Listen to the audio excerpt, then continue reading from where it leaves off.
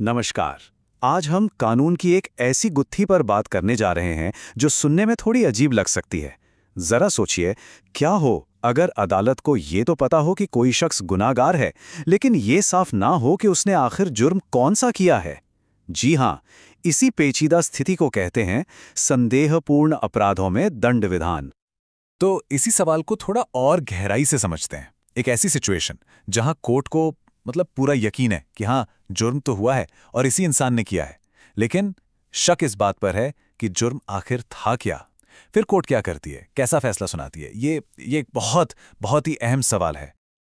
चलिए, इस कानूनी पहेली को ना एक आसान से एग्जाम्पल से समझने की कोशिश करते हैं। तो फर्ज कीजिए, पुलिस एक आदमी को पकड़ती है और उसके पास से एक काफी महंगी घड़ी मिलती है। अब जब रिकॉर्ड्स चेक किए जाते हैं तो पता चलता है कि अरे, ऐसी ही एक घड़ी की चोरी की रिपोर्ट तो बस कुछ ही घंटे पहले लिखवाई गई थी। अब देखिए, सारे सबूत, सारे इशारे एक ही तरफ जा रहे हैं कि ये बंदा इस मामले में इन्वॉल्व तो है, इसमें कोई दो राय नहीं। लेकिन असल सवाल ये है कि आखिर कैसे, किस तरह से। तो यहाँ पे अदालत के सामने दो पॉसिबिलिटीज हैं। पहली कि इसने घड़ी खुद चुराई, मतलब सीधा सीधा चोरी का केस, जिसकी ज्यादा से ज्यादा सजा है 3 साल। या फिर दूसरी पॉसिबिलिटी ये है कि इसने ये घड़ी किसी और से ली है, ये जानते हुए कि भाई ये माल चोरी का है। इसे कहते हैं चोरी का माल रखना, और इसकी सजा है 2 साल। और बस यहीं पर मामला पेचीदा हो जाता है, क्योंकि देखिए, दोनों जुर्मों की सजा में पूरे 1 साल का फर्क है। तो अदालत अब एक दुविधा में है। यकीन पूरा है कि आदमी गुनाहगार है, लेकिन यह प्रूफ करना मुश्किल हो रहा है कि उसने डायरेक्ट चोरी की या सिर्फ चोरी का सामान अपने पास रखा।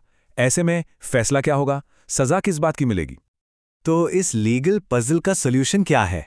खैर, अच्छी खबर यह है कि हमारे कानून में ऐसी सिचुएशंस के लिए एक बिल्कुल साफ सुथरा नियम बना हुआ है।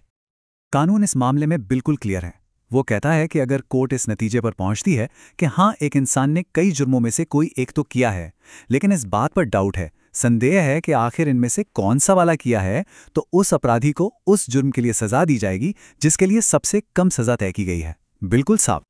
तो इसका सीधा सा मतलब क्या हुआ? मतलब ये कि दोष तो साबित हो गया, पर अपराध साफ नहीं है।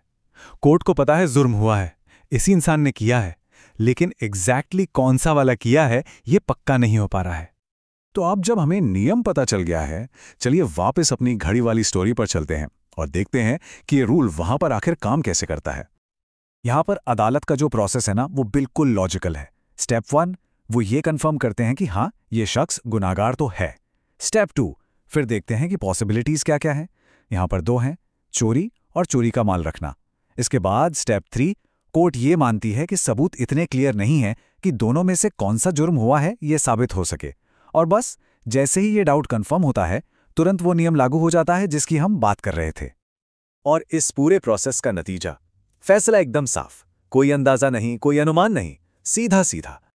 उसको उस अपराध का दोषी माना जाएगा जिसकी सजा सबसे कम है। तो हमारे केस में क्या हुआ? चोरी का माल रखने की सजा यानी 2 साल, चोरी करने की सजा यानी 3 साल से कम है। तो उस आदमी को 2 साल की सजा के हिसाब से दंड मिलेगा। कानून यहां आप कह सकते हैं शक का फायदा देते हुए एक नर्म रास्ता चुनता है। लेकिन एक मिनट, सवाल ये उठता है कि आखिर ये नियम है ही क्यों? इसके पीछे सोच क्या है? आइए देखते हैं कि इस जरूरी नियम की बुनियाद क्या है। देखिए, इस नियम की जड़ें ना जस्टिस के कुछ बहुत ही बेसिक प्रिंसिपल्स में है।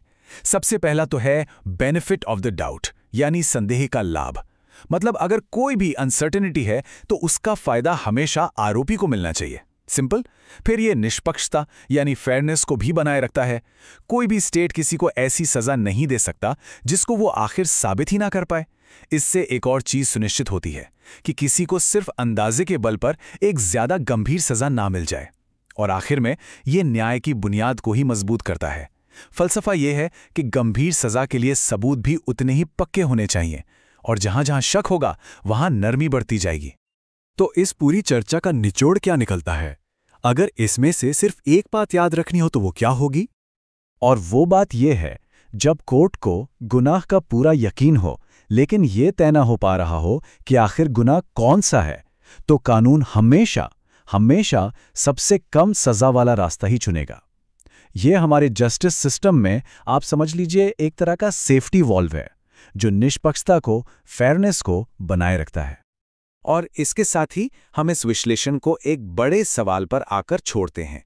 किसी भी जस्टिस सिस्टम में सर्टेनिटी यानी निश्चितता और फेयरनेस यानी निष्पक्षता, इन दोनों के बीच सही बैलेंस आखिर कैसे बनाया जाता है, ये एक सोचने वाली बात है।